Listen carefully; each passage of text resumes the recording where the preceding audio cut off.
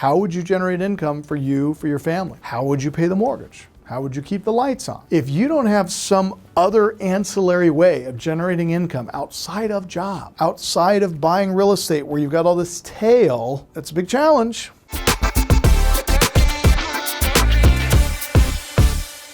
This is Raymond Cox. He's a retired architect, and he thought, hey, retirement's great, but it's kind of boring. I need something else to do. So he became a private money broker. Here's his first check for $3,675. This is Sheila Wakeman, 72 years of age, retires as a public school administrator, has a very good pension, very good income, but like Ray, is bored. Now, I'm a few years away from retirement, but I can tell you that my parents are both retired, and every time I spend time with them, they just seem really bored. And I get it, right? But here's the great thing. When you're a private money broker, you don't have to go to a full-time job. You don't have to commit to check the clock, punch the clock. If you want to close a loan, you close a loan. If you don't, you don't. You want to go on vacation, close loans from the beach, you can do all of that right here. This is Glenn Frederick, not ready for retirement, but I know he'd like to be. $3,300 on his first deal.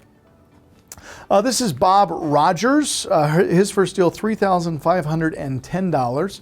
And by the way, Bob, if you're watching, congratulations on the birth of your baby girl, Bob's first child. He was pretty excited about that, and we are excited for you, Bob, so congratulations. This is Anne Marie Lewis. She's down in Atlanta, Georgia. She's done a lot of deals with us. This one of her first deals, $3,480. Now, if you guys would like to have these kinds of benefits, if you think that what we're talking about might be what you've been looking for, or that missing link, or that opportunity to make some extra money on the side, but you can't stick around, you can go right now to leearnoldsystem.com/OCT, obviously standing for October, and you can see what this offer is, what's included, as well as all of the bonuses. If you'd like to see that, you can go to leearnoldsystem.com/OCT, and you can read more about it there. However, for the rest of you, we're going to keep moving right along. Now, I included this one because I know that there's a handful of you that would like to do this full-time, okay?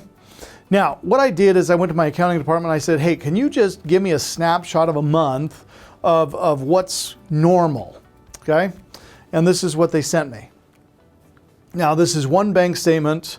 I don't know what month this was, but these are just all the incoming wires as deals are closing. So you can see at the top of the page here, we had a loan proceeds come in for $3,565, another one for $4,440, another one for $13,225, then another one for $92,5250, another one for $4,950.50, another one for $6,765. Okay, so what you're looking at is $42,200 in income. Now, I want you guys to take out your calculator. Let's have a little fun with math together, shall we? Take out your calculator, and I want you to type in $42,200. Okay, just like this. Now, I want you to divide that by $300. $300, okay? Now, what you came up with is this number right here, $140, and, well, we'll just call it $140. Keep it simple, all right? Now, what that number represents is the number of units or the number of doors that you would have to own or have under management to produce $42,200 in income per month, okay? Now, that's gross income. Now, out of that gross income from rents, that $300 per door, you're going to have property management fees. If there's any repairs or expenses that need to be done to the properties, you're going to have to take care of those. Tenants moving out, tenants moving in. We talk a lot about real estate, and when we discuss things like cash flow and owning real estate, and don't get me wrong, I own a lot of real estate. I love real estate. But I also know that, when I'm 65, 70 years old, I don't want to be dealing with the day-to-day operations of owning a large portfolio of real estate. I just want to make money and have no tail. Now, tail in business, just so we're all on the same page, tail in business is the responsibilities of ongoing fulfillment or deliverables after you've been paid for the service. For example, you have a rental property, right? And you go out and you buy a $1 million fourplex, okay? You pay $250,000 per unit.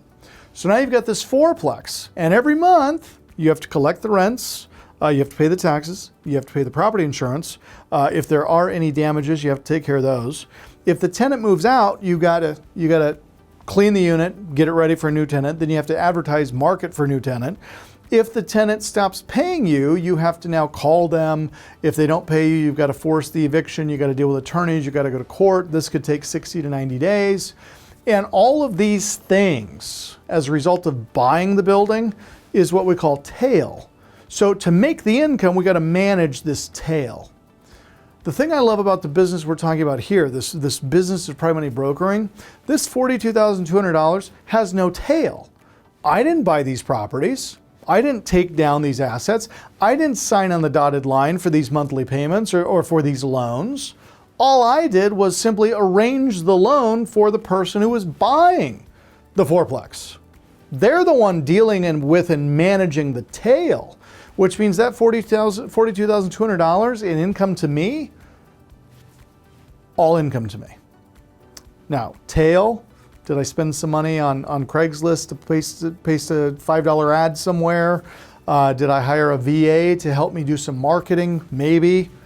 But there's very little tail associated with this business. So as much as real estate is a great thing, and I love it, and I'm a proponent of it, I think where a lot of investors get themselves in trouble is they start buying real estate without any cash. And so when something goes wrong and you don't have the bankroll to cover your mortgage, cover your taxes, cover the losses through vacancy, you can lose your shirt pretty quickly. And that's why I'm such a big proponent of the brokering side of the business, because it allows you to generate a lot of income without any tail. Now, I want you guys to look at this. This is just 1 month. Imagine if we did that every month. Now, I can tell you that this is 2, 4, 6. This is 6 loans. I mean, we average 35 to 40 loans. So whatever that math looks like, 42.2. Let's see, if we did that every month for 12 months, that'd be $506,000. $506,000 for the year. Now, I don't know, I have no way of knowing who's here, how much you make, what you do for a living, but I have to assume, just based on averages, that $500,000 would be more than about 99% of you currently are earning at job or through passive income or investments, all right? That's pretty substantial. Now, again, I'm not advocating that you quit your job and do this. But I am advocating that you learn how to do this so that you can begin doing it, maybe even on a part-time basis. I mean, would any one of these checks just coming in randomly in the month be helpful? All right, you know, hey, I did one deal, I got a check for $3,500. Would that be helpful? Hey, you know, I did a deal, I got a check for $9,252. Would that be helpful? You know, I just did one deal this month, I got a check for $13,225. Here's the point, you guys. Anytime you have extra money coming in from anywhere, it's a good thing. Now, as the feds continue to jack up rates, knowing that their agenda is to increase the number of Americans without jobs, how stable really is our income from job? And I just want you to think about that. I'm not fear-mongering here at all. I'm simply saying, if you suddenly found yourself unemployed in the next 2 to 4 weeks, what would you do?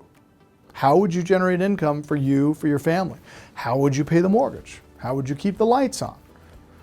If you don't have some other ancillary way of generating income outside of job, outside of buying real estate where you've got all this tail, that's a big challenge.